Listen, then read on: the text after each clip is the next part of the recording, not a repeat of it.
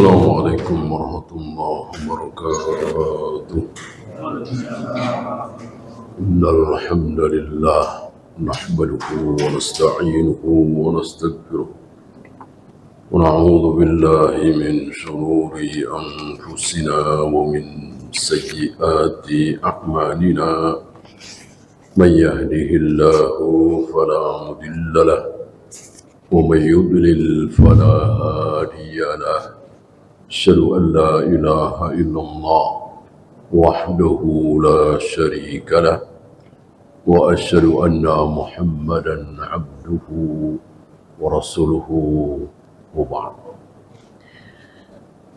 Terakhir kita sampai derajat tertinggi setelah Islam, kemudian iman, kemudian yang tertinggi apa? Mari. Ihsan. Maka orang yang ihsan pasti sudah iman, pasti Islam.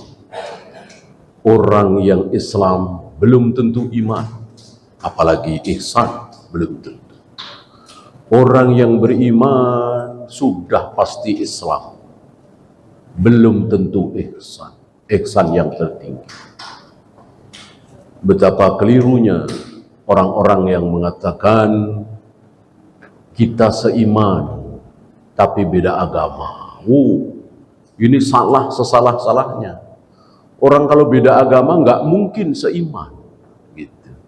Nggak ada orang yang beriman kecuali orang Islam. Orang yang Islam aja ada yang nggak beriman.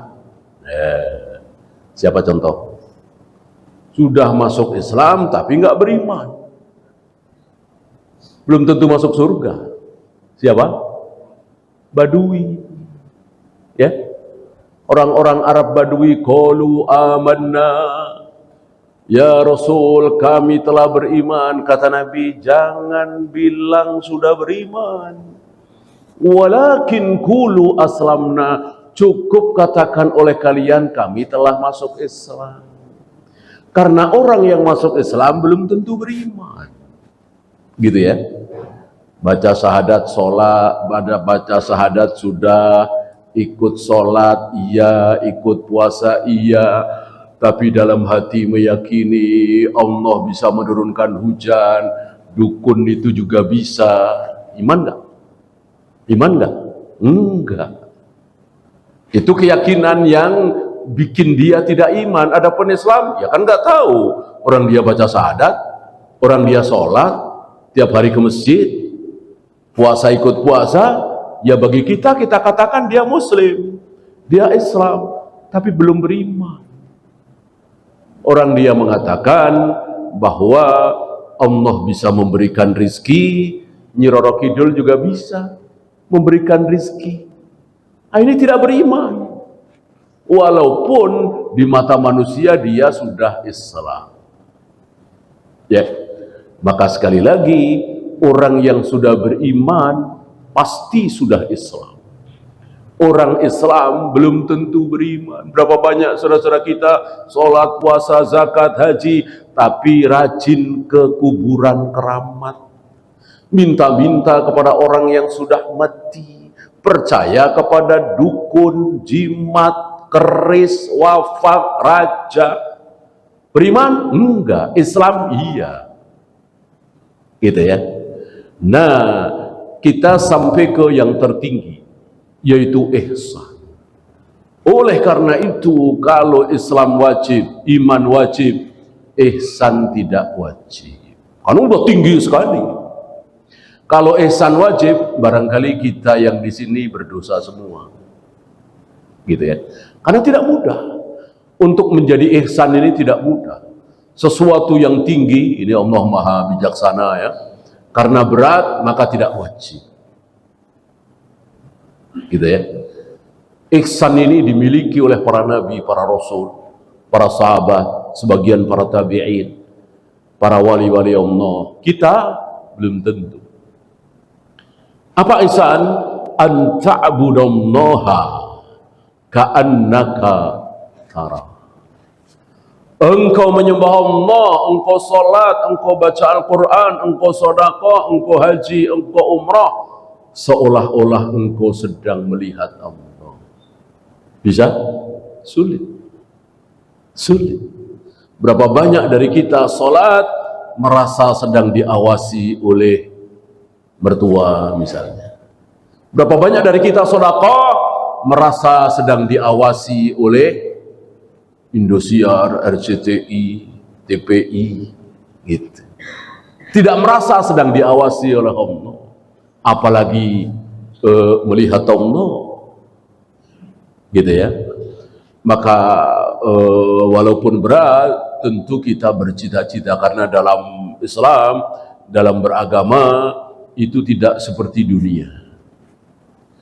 Kalau dunia kita lulusan SMA bercita-cita jadi dirut sebuah perusahaan besar, barangkali kita dibilang tidak tahu diri, gitu ya. Lulusan cuman SMA, nilai juga pas-pasan, bukan ranking pertama ya. Tapi daftar di sebuah perusahaan ingin jadi dirut misalnya, kita dibilang tidak tahu diri. Nah sekarang ada orang baru mulai sholat, umur 40 tahun baru mulai sholat, baru mau tobat, baru mulai sholat 3 hari, tiba-tiba dia minta, ya Allah, masukkan aku ke surga Firdaus, surga tertinggi. Boleh nggak? Tahu dirinya? Boleh? Boleh. Allah marah? Enggak. Allah malah senang. Gitu. Beda dengan yang tadi. Pak Komisaris, tolong jadikan saya dirut ya di perusahaan ini. Saya sudah kerja di sini 3 hari. Saya lulusan SMA. Ya.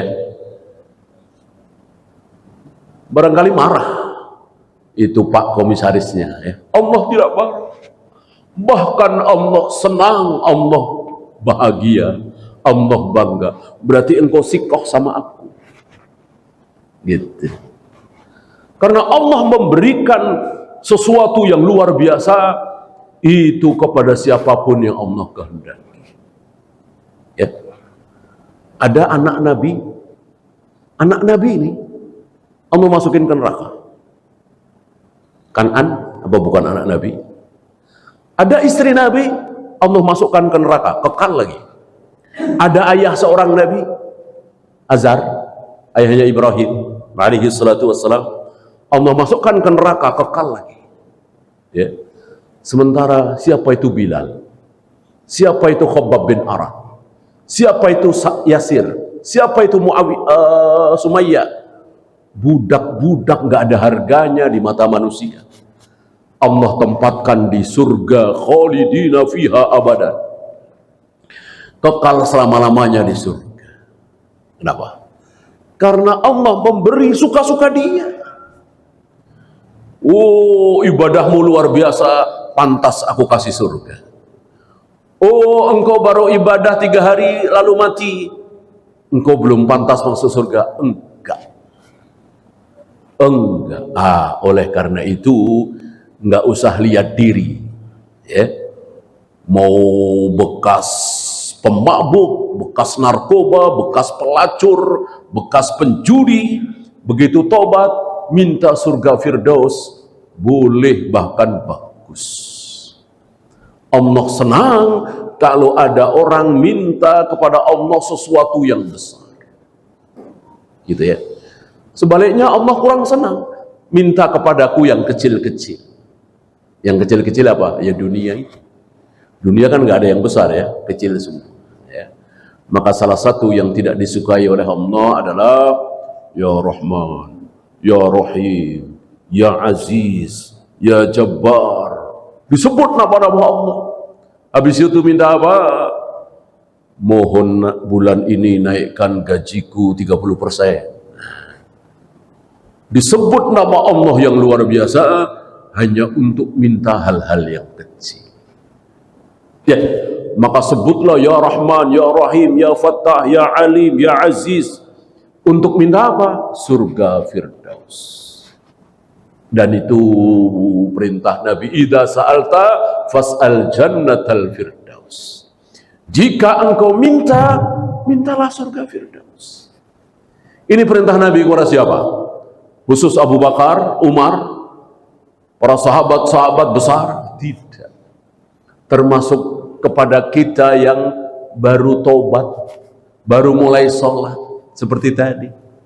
Bolehkah mengamalkan sabda Nabi, idza sa'alta fas'al jannatal firdaus? Jika engkau minta kepada Allah, mintalah surga firdaus, jangan tanggung-tanggung. Bolehkah? Boleh. Boleh. Allah itu tidak bakhil. Allah memberi itu tidak hitung-hitungan. Gitu ya. Justru sebaliknya, kalau ada orang hitung-hitungan, Allah nggak suka. Ya Allah, aku sudah puasa. Ya Allah, aku hampir-hampir tidak pernah meninggalkan puasa Daud. Hampir-hampir tidak pernah putus sholat tahajud. Tidak pernah putus sholat berjamaah di masjid selama puluhan tahun. Mana balasanmu ya Allah? Oh, Allah nggak suka. Nggak suka. Kenapa? Kenapa? Ya. Udah dibalas. Gitu. Udah dibalas dan udah berlipat kali balasan itu. Apa? Mata satu aja, gak usah dua. Ya, cukupkah sholat kita, puasa kita, zakat haji kita untuk membayar satu nikmat mata? Nggak cukup. Padahal dua, belum jantung, belum paru-paru, belum ginjal, belum kedua tangan, kedua kaki, nggak cukup itu. Mau kita sholat lagi, lapar baru makan. Ya, selesai makan, sholat lagi. Nggak cukup buat bayar itu. Makanya jangan hitung-hitung. Ya, udah kita taat saja, suruh sholat, suruh saum. Jangan nagih pahala ganjaran. Maka Nabi mengatakan, nggak ada orang masuk surga nggak ada orang bisa masuk surga gara-gara sholat, gara-gara saum, gara-gara amal, nggak ada. Termasuk engkau ya Rasulullah, termasuk aku. Aku dan siapapun masuk surga bukan karena sholat, bukan karena saum, bukan karena amal, tapi karena rahmat Allah. Jadi kita insya Allah bisa masuk surga bukan karena sholat kita, saum, karena rahmat Allah. Rahmat Allah akan diberikan kepada siapa? Rahmat Allah akan didapat oleh orang yang taat kepada Allah. Maka urusan kita taat aja udah. Suruh sholat, suruh saum gitu aja. Bahkan suruh bunuh. Kalau kita jihad kan disuruh bunuh-bunuhin orang.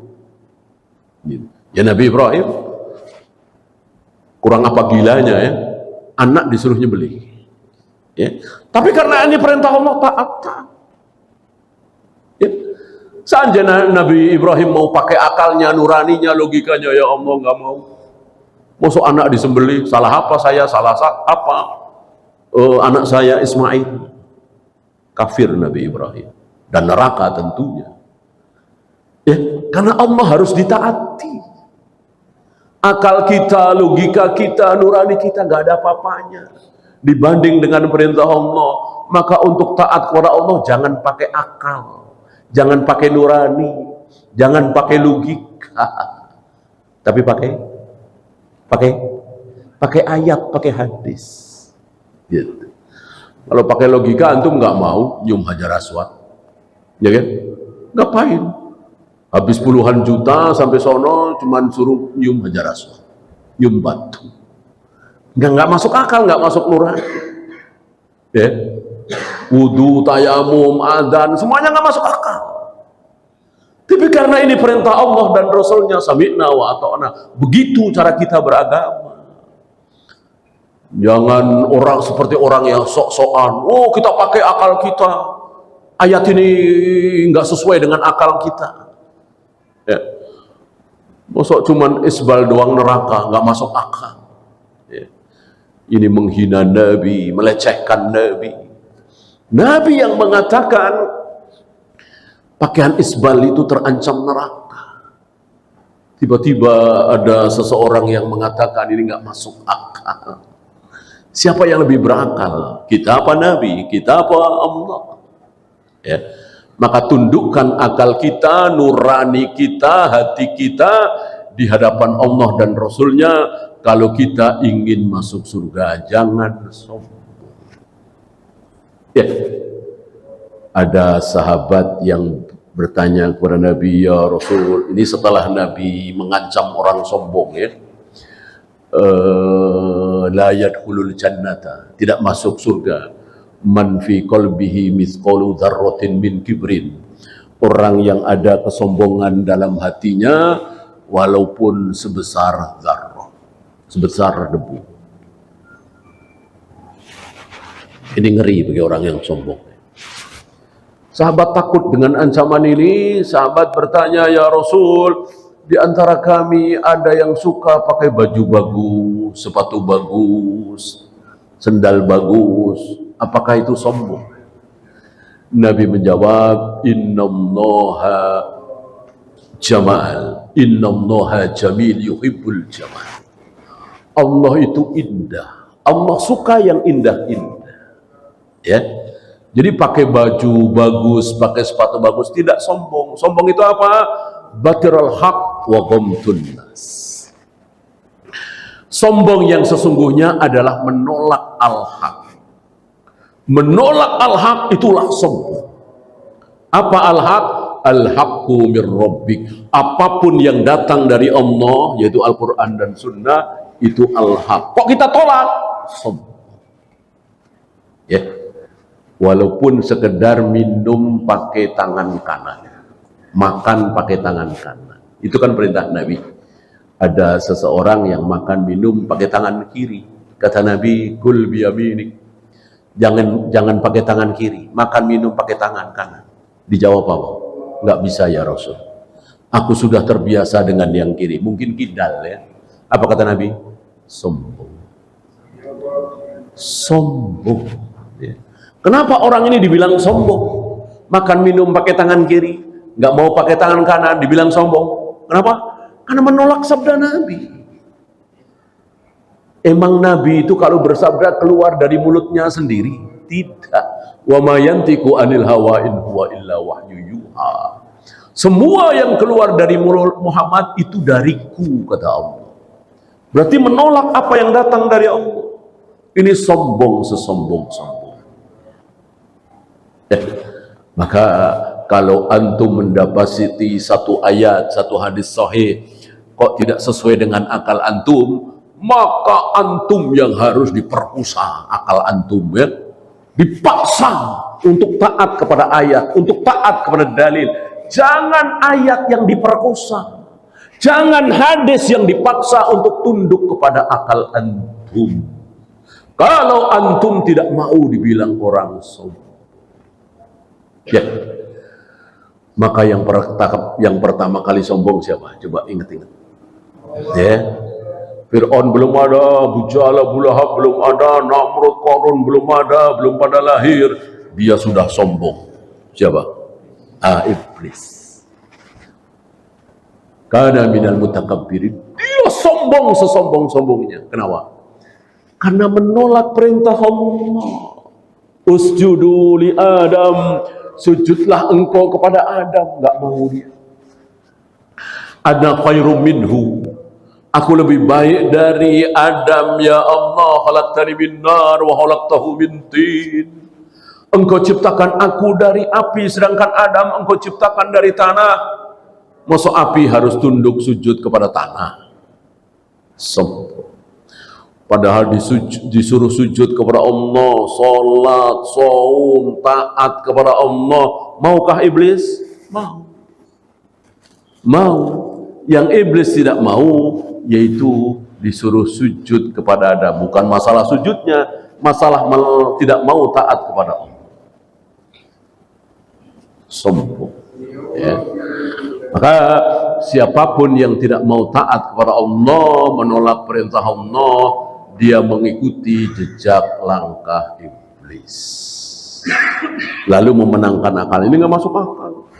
Orang sama-sama anak, keluar dari rahim yang sama, mosok mentang laki-laki, dapat warisan 2 kali lipat dari perempuan. Walirrijali mislu hadzil unsayain, warisan bagi anak laki-laki adalah 2 kali lipat dari anak perempuan. Begitu di surat An-Nisa ya. Ada orang mengatakan udah samakan saja, kan sama-sama keluar dari rahim yang sama, dan juga nggak maunya dia jadi perempuan kan bukan maunya dia, udah samain saja. 50 juta semua. Sombong sesombong-sombong. Karena dia merasa pintar, merasa hebat, merasa lebih bijaksana dari Allah Rabbul Alamin. Sombong. Ya, kembali kepada ihsan.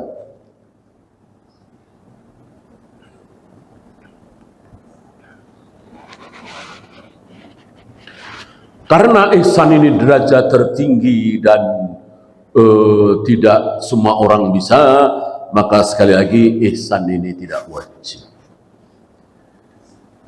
Jika ihsan ini wajib, barangkali setiap hari kita berdosa. Karena berapa kali kita sholat, kita tidak merasa sedang melihat Allah, bahkan merasa dilihat oleh Allah pun tidak. Ada sebuah kesalahan yang menimpa saudara-saudara kita dari wakaf. Dia berhenti fa illam takun tarahu. Padahal bukan berhentinya, tidak boleh di situ. Fa illam takun tarahu fa innahu yaraka. Jika engkau tidak sanggup merasa sedang melihat Allah, yakinlah bahwa Allah sedang melihat engkau, mengawasi engkau. Nah, ini yang benar. Nah, sebagian saudara-saudara kita dari kalangan tarekat-tarekat sufi ya, memenggal di wakaf yang salah. Fa illam takun tara. Jika engkau merasa tidak ada, maka engkau bisa melihat dia, melihat Allah.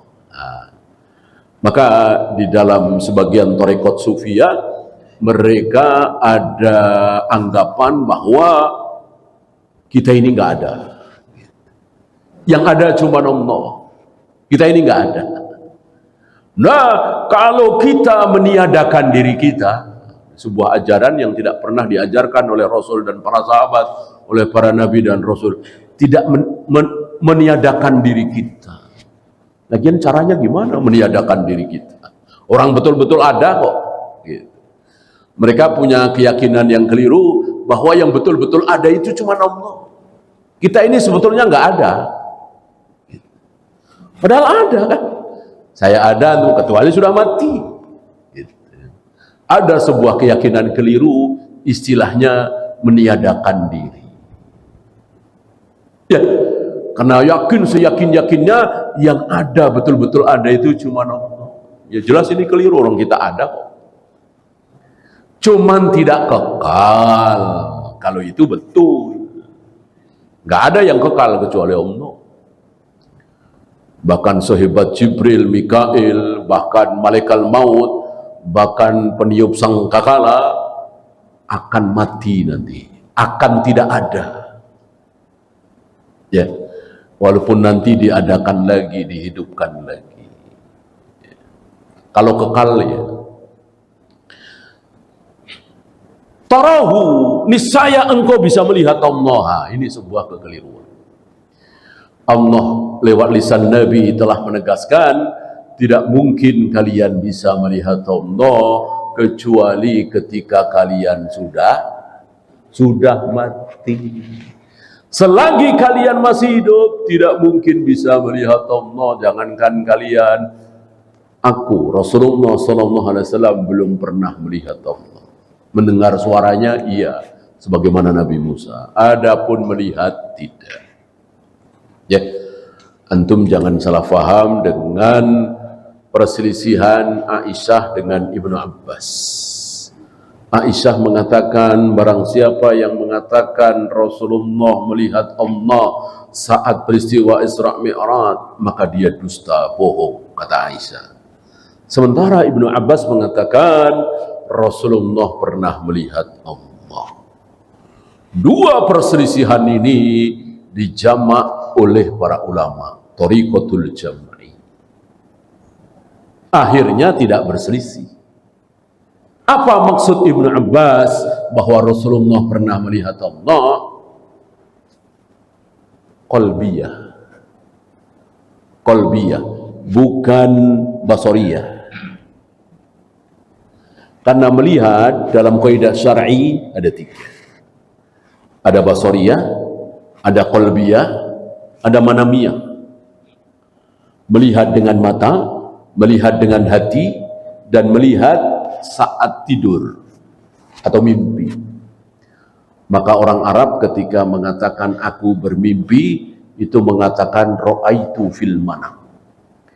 Dalam tidurku aku melihat. Maksudnya bermimpi. Ya. Kalau yang dimaksud basariyah, betul, itu sebuah kesalahan. Belum pernah Rasulullah melihat Allah dengan matanya. Kalau hati, ya, qalbiyah, melihat Allah secara hati. Kita nggak bisa membayangkan seperti apa. Ya. Atau manamiyah, dalam mimpi. Dengan demikian ucapan Aisyah dengan ucapan Ibnu Abbas tadi tidak bertentangan. Sebagaimana kaidah mengajarkan kepada kita, jika engkau mendapati dua ayat seolah bertentangan, dua hadis seolah bertentangan, atau ayat dan hadis sahih seolah bertentangan, maka ambillah jalan thariqatul jam'i, menjamaknya, mengkompromikannya, lalu disimpulkan. Ya, jangan buru-buru thariqatut tarjih. Thariqatut tarjih itu apa? Yang satu diambil, yang satu dibuang. Yang satu dipakai, yang satu dibuang. Jangan. Ini sudah jalan terakhir, jalan buntu ketika tidak bisa thariqatul jam'i. Apabila masih bisa dijamak, maka tidak boleh memakai thariqatut tarjih. Ya, kita lanjut. Ini kan masih hadis kedua ya. Fa akhbirni 'anis sa'ah. Ceritakan kepadaku tentang hari kiamat. Maksudnya kapan terjadinya?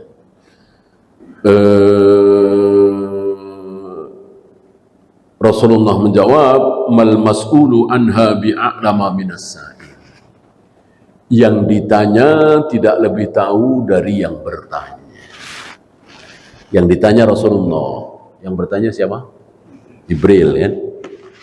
Dalam bentuk laki-laki berpakaian serba putih, berambut sangat hitam tersisir rapi, tidak ada tanda-tanda habis melakukan perjalanan, artinya pakaiannya tidak kusut, tidak berdebu.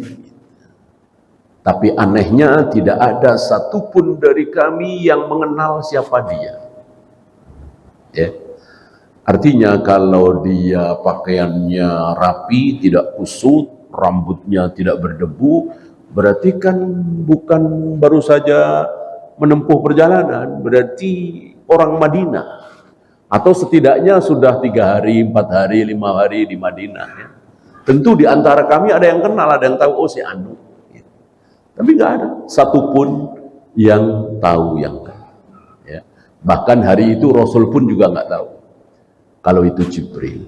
Bahkan belakangan Nabi mengatakan, aku belum pernah kedatangan Jibril dalam bentuk manusia, aku nggak tahu, belum pernah. Pasti aku tahu.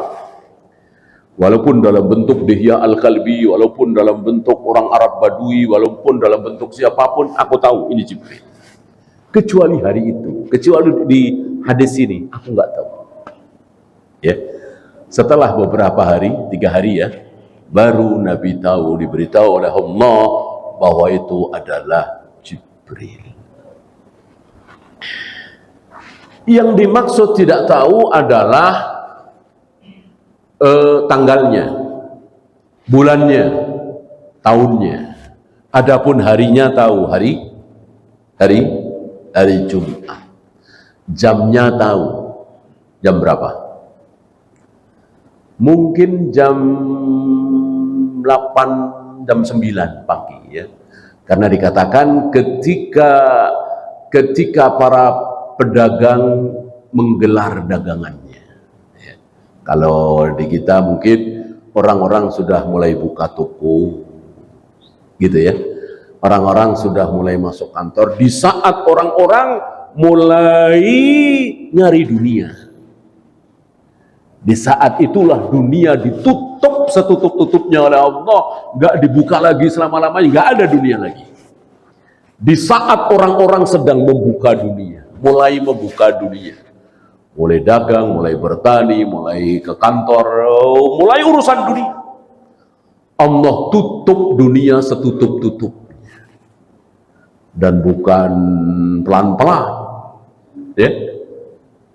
Gunung Semeru dulu meletus, besoknya disusul Merbabu, besoknya lagi disusul Himalaya. Enggak, sekaligus semua gunung seperti kal'ihnil manfus, seperti bulu yang dihambur-hamburkan. Pernah melihat bulu ayam misalnya dihambur-hamburkan, itu gunung kayak apa? Selama ini kan cuman ujungnya doang meletus mengeluarkan magma. Itu pun ribuan orang mati, ngungsi. Ini dihambur-hamburkan seperti bulu. Air lautan tumpah ke daratan, planet-planet bertabrakan satu sama lain. Udah kayak apa? Udah hancur-hancuran nggak karuan. Wa tad'u kullu dzati hamlin hamlaha, wanita yang hamil langsung keguguran melahirkan. Ya. Wanita yang sedang menyusui bayi ditinggalkan. Mana ada kejadian musibah manapun sampai hari ini kita belum pernah mendengar. Saking dahsyatnya musibah tsunami Aceh misalnya, atau di Palu, atau yang belum lama ini di Aceh di Tapanuli, ada seorang wanita yang membuang bayinya, nggak ada. Yang ada mati bareng. Atau biar engkau saja yang selamat nak, ibu rela tewas. Itu yang selamat itu. Nanti nggak ada. Sedang menyusui bayi, dilemparkan, dia lari. Sudah dimulai kehidupan akhirat. Orang berpikir sendiri-sendiri. Apalagi nanti setelah dibangkitkan, melihat anak satu-satunya, melihat tuh cuek, berpikir sendiri-sendiri. Lau yaftadi min azabihi yawma idzin bibani wa sahibatihi wa akhi. Ya Allah, daripada aku yang masuk neraka, biar anakku saja, biar suamiku saja, biar istriku saja. Apa ada di dunia seperti itu? Nggak ada. Ini dahsyat.